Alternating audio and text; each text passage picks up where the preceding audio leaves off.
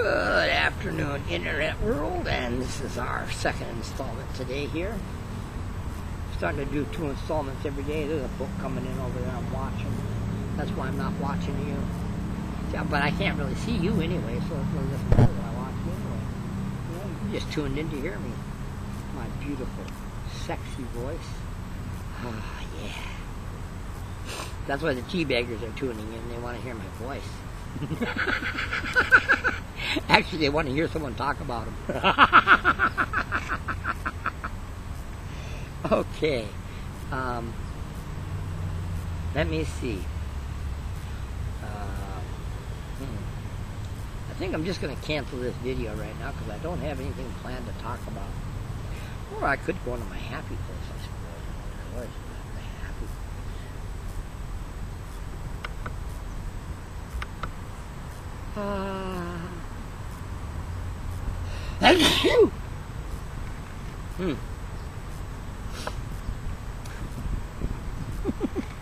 I have something to talk about now. The other day over in Vacaville, California, I read an article in the paper here in Monterey. It was about an incident in Vacaville. Some kid, it didn't say God bless you, he just said bless you when somebody sneezed. Teacher docked him points on his grade as punishment. Now, yeah, I can see we got to get God out of the schools. We got to get God out of our lives. You know, the God everybody, all these Christians and Muslims and all these idiots put into thing. We got to get them out of our lives. But you know, the guy didn't say God. He said bless you. Now, we're going to punish kids for being polite. Huh. I wonder what's wrong with this world. Huh. Yeah, hey, how's it going? Yeah, still saying hi. Still saying hi. Whoa, that's hot.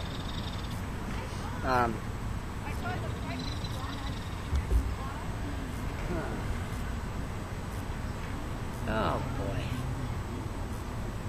Well, anyway, now we're punishing kids for being polite. What a trip. You know, I mean,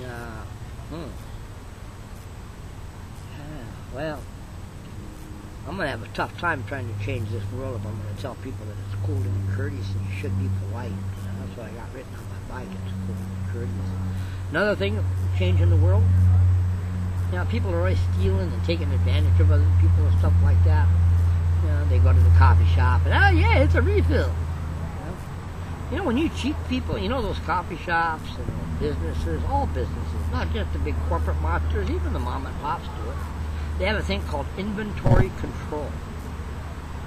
And they take that number and they add it onto the price. And that accounts for the things that get stolen or they get cheated from. So, when you're stealing or cheating, all you're doing is raising the price for the next time. So see, if you quit stealing, if we all quit stealing and we all quit cheating and taking advantage of things that we shouldn't be taking advantage of, then the prices will stay down. And then again, we don't have to work as much. And when we don't have to work as much, we got more time to have fun.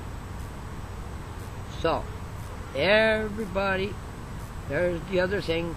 There's my tip of the day to how to change the world. Don't steal. Don't take advantage. Don't use the loopholes. You know? And when you see somebody else doing it, tell them they're an immoral SOB and that they got to change their ways or they won't change the world. Because all they're doing is making it more expensive for you. You know? And that's what they are. They're making it more expensive when they use a loophole, when they cheat, or when they steal, whatever they want to call it. They're making it more expensive for everybody else and for themselves. So who are you ripping off? Are you going to rip yourself off, man? Stop stealing from yourself. You know, if you didn't steal from yourself, you wouldn't need to make so much money. You know? Yeah, so everybody stop stealing, start smiling, start saying hi, and start being courteous, because then you're cool. know, if you're courteous, you let people into traffic, you know.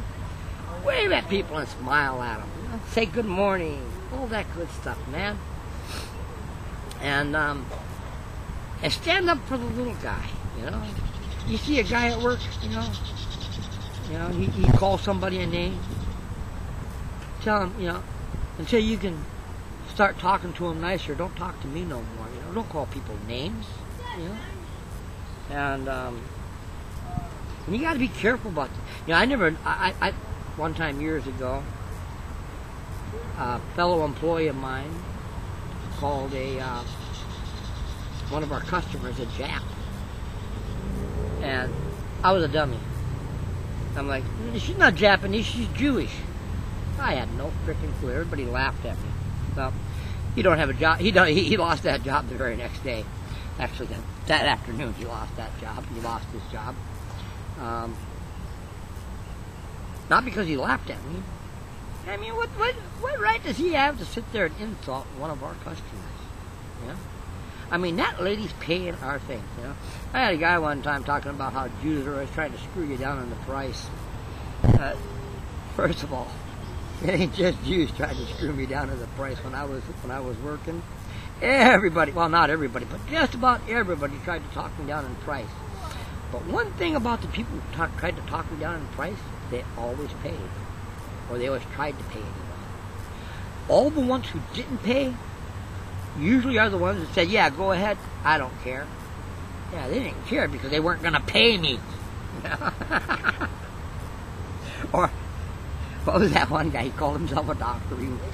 He had an honorary doctorate degree from Harvard, but he wasn't a doctor, and the doctorate degree was in law.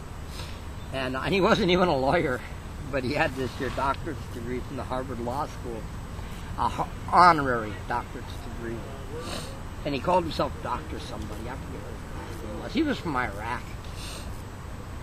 This was back when Iran was holding the 52 hostages.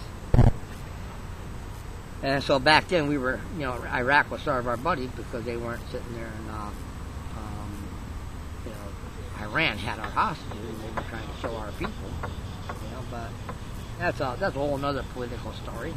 But anyway, it doesn't even matter that he was from Iraq. It just because you know he was. Here goes my ADD kicking in again. I keep losing. See, I got ADD, attention deficit disorder, and that's why I'm always all over the place. But checking the time here.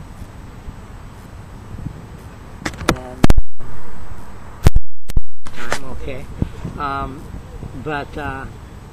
yeah, he was a real piece of crap, and well, yeah, he would just tell everybody to do it, to do it, to do it. Yeah, he didn't care what the price was. Okay, do it, yeah, go ahead, do it. You know why he didn't care? He had 3 different checkbooks and none of them had money in them.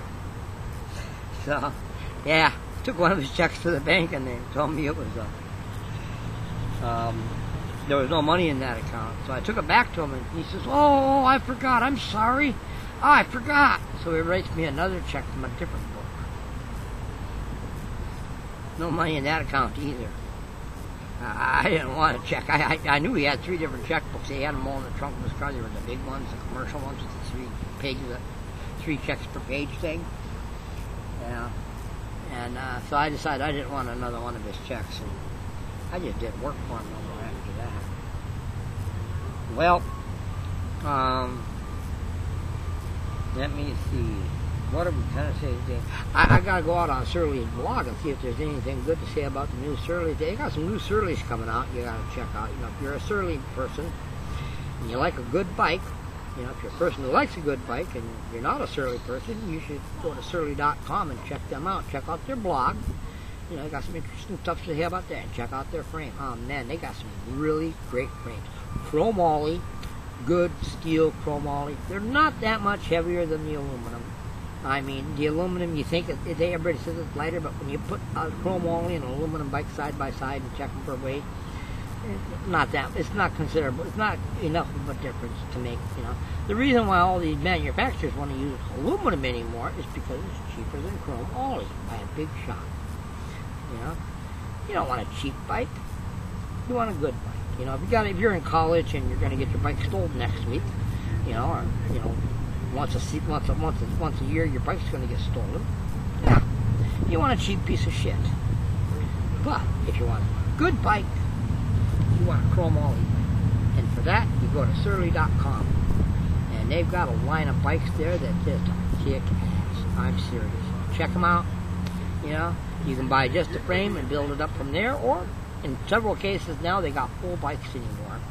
They got bikes already built up, and they're actually a lot cheaper to buy them that way because you're getting the deal on their savings.